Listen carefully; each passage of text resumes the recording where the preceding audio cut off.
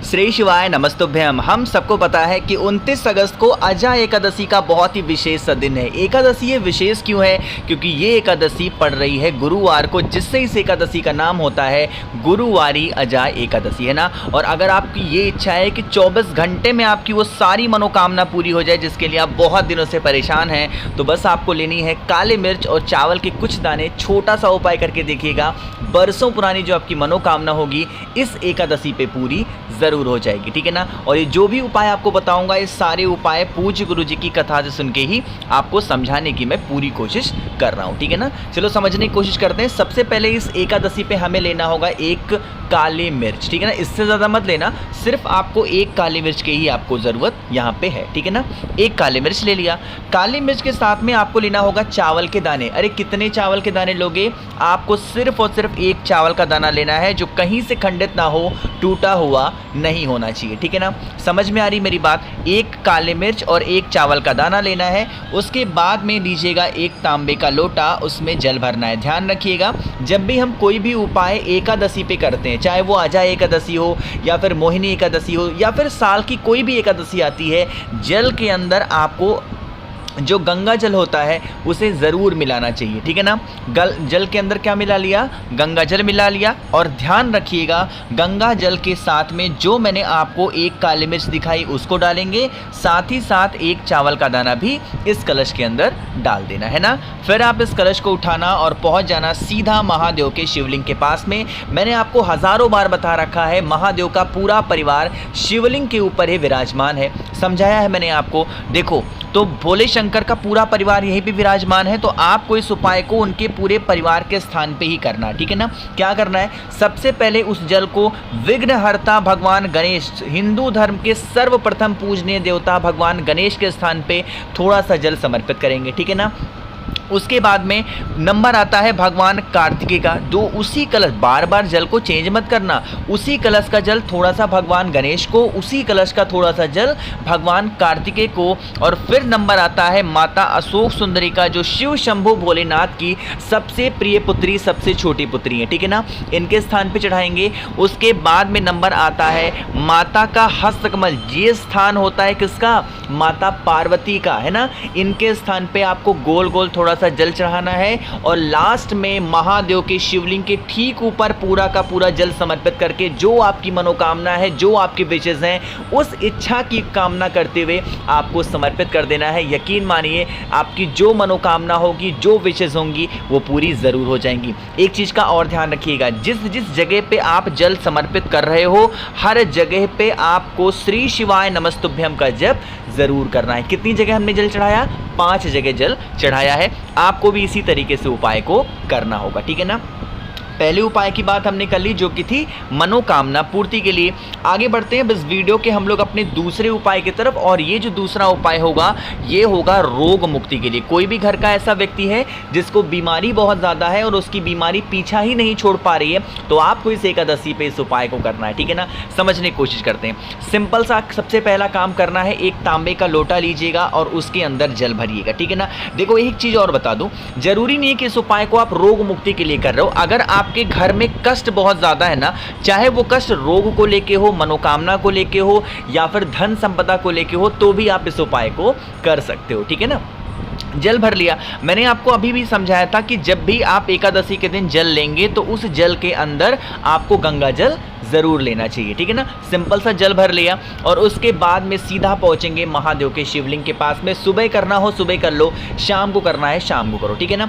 यहाँ पे देखो, जो कुछ भी आपको चढ़ाना वगैरह है महादेव को, आप सब कुछ समर्पित कर दो। जो कुछ भी अपने साथ लेके गए हो, सब कुछ समर्पित कर दो। लास्ट में सब कुछ समर्पित करने के बाद में जो मैंने आपको जल दिखाया, उस जल को महादेव के शिवलिंग के ऊपर समर्पित करके अपना राइट हैंड, यानी कि अपना सीधा हाथ, दाहिना हाथ, जिस जगह से जल नीचे गिरने ही वाला होता है, उसी स्थान पे लगा करके आपको 3 बार बोलना होगा, स्वधा स्वधा स्वधा। वैसे तो नियम क्या कहता है इस उपाय का, कि हमें स्वधा श्रोत का पाठ करना चाहिए। आप गूगल पे सर्च कर लेना, स्वधा श्लोक का पाठ। जल चढ़ाने के बाद में अगर वो पाठ कर लेते हो तो जीवन के सारे कष्ट खत्म होंगे। बट अगर उस पाठ को पढ़ने में, बोलने में आपको दिक्कत आ रही है या फिर आप नहीं बोल पाते हो, तो आपको अपना हाथ यहाँ पे रख करके 3 बार ताली बजा करके स्वधा स्वधा स्वधा अगर आप बोल देते हैं किसी भी एकादशी के अवसर पे, यकीन मानिए जिस कामना से आप इस उपाय को कर रहे हो विशेष आपकी बहुत जल्दी पूरी होंगी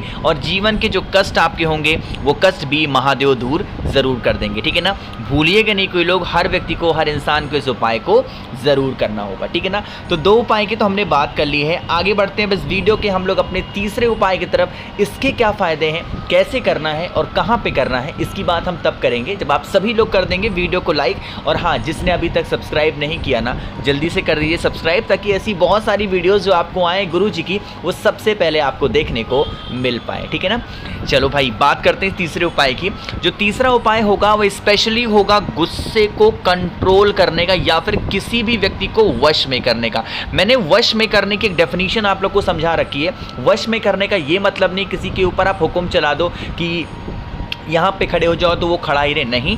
वश में करने का मतलब है कि अगर आपके घर का कोई भी ऐसा सदस्य है जो गलत दिशा में चला गया है, मतलब उसकी संगति ही बिगड़ गई है, तो आप इस उपाय को करेंगे। सिंपल सा काम आपको फिर से करना होगा। तांबे का लोटा लेना है, उसमें जल भरना है और क्या डालोगे, एकादशी का दिन है तो गंगा जल भी आपको ज़रूर डालना। ठीक है ना, लोटा आपका तैयार हुआ, उसके बाद में हमें ज़रूरत पड़ेगी एक कमल गट्टे की। आप कहोगे भैया कमल गट्टा तो धन संपदा के लिए है, आपने गुस्से के लिए बोला है। जी हाँ, तो आप इस उपाय को कमल गट्टे के साथ में किससे करेंगे, आपको करना है गुस्से को कंट्रोल करने के लिए। ठीक है ना, एक कमल गट्टा लेना, साथ ही साथ आपको ज़रूरत पड़ेगी इस उपाय के लिए हल्दी की। किसकी ज़रूरत पड़ेगी, हल्दी की ज़रूरत पड़ेगी। और उसके बाद में आपको क्या करना है, जो मैंने आपको जल दिखाया, इसी जल के अंदर गंगा जल जो आपने मिलाया है उसी के अंदर एक चुटकी हल्दी भी आपको क्या करनी है, डाल देनी है ना। इतना सब कुछ हो गया।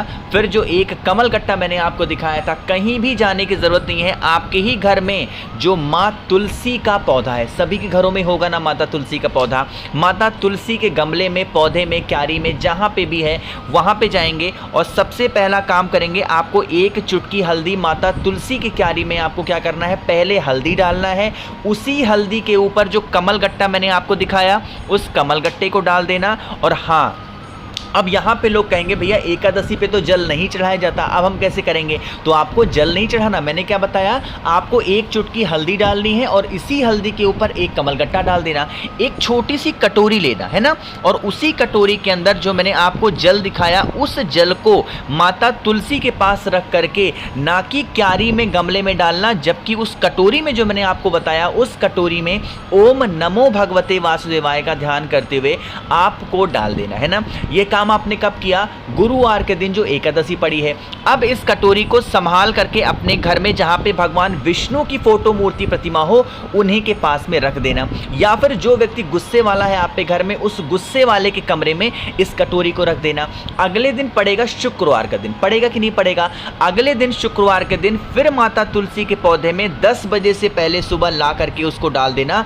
यकीन मानिए जो व्यक्ति आपके घर में बहुत क्रोध, बहुत गुस्सा कर रहा है ना, उसका गुस्सा शांत जरूर होगा। बाकी जो कमल गट्टा है उसको उठा करके किसी पेड़ के नीचे या फिर आप चाहें तो कहीं पे भी और रख सकते हो। ठीक है ना, चलो भाई, तो यहाँ पे हम लोगों ने 3 उपाय की बात कर ली है। एक आखिरी उपाय की बात करने जा रहे हैं जो कि इस एकादशी पे आपको किससे करना होगा, दूर्वा से करना है। बात करते हैं इस उपाय के फायदे क्या होंगे। सिंपल सा आपका इस उपाय का फायदा होगा इच्छा पूर्ति, है ना। जैसे मान लीजिए कि आप व्रत रह रहे हो, सब कुछ कर रहे हो, फिर भी आपकी विशेष नहीं पूरी हो पा रही हैं, इच्छाएं नहीं पूरी हो पा रही हैं, तो आप इस उपाय को करके देखेंगे। ठीक है ना, उसके लिए हमें लेना होगा 3 दूर्वा, इससे ज़्यादा आपको नहीं लेना। जो हरी दूर्वा आती है ना, वो 3 हरी दूर्वा लेंगे। साथ ही साथ एक तांबे का लोटा लीजिएगा, उसके अंदर जल भरेंगे और क्या डालेंगे, गंगा जल भी इसी कलश के अंदर डालेंगे। जो आपकी मनोकामना है, फेस रखिएगा उत्तर दिशा, 9 डायरेक्शन।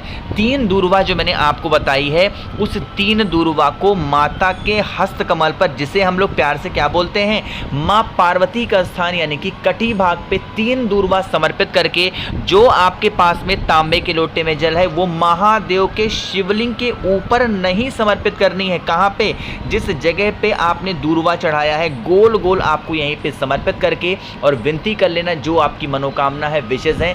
यकीन मानिए जो भी आपकी प्रॉब्लम्स होंगी, जो भी समस्या होगी, वो पूरी खत्म हो जाएगी और आपकी मनोकामना तो पूरी ज़रूर होगी। तो मैंने कोशिश की आप सभी को अजा एकादशी के बहुत ही स्पेशल से प्यारे से उपाय को समझाने की। जो उपाय आपको अच्छा लगता हो, आपके परिवार के लिए अच्छा हो, कोई सा भी उपाय कर सकते हैं। बाकी वीडियो पसंद आई हो तो लाइक करिएगा। कुछ पूछना है, नहीं समझ में आया, नीचे कॉमेंट सेक्शन में पूछ सकते हैं। बाकी मेरे जितने भी भाई बहन आवाज़ मेरी पहली बार सुन रहे हैं, चैनल को ज़रूर सब्सक्राइब करेंगे। श्री शिवाय नमस्तुभ्यम।